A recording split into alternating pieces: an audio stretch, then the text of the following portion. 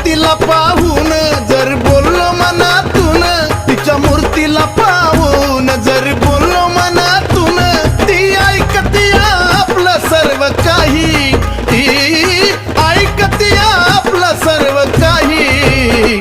अहो ती डोंगराची माझी येडमाई, अहो ती डोंगराची माझी येडमाई, कुणाचा विश्वास तुटू देत नाही.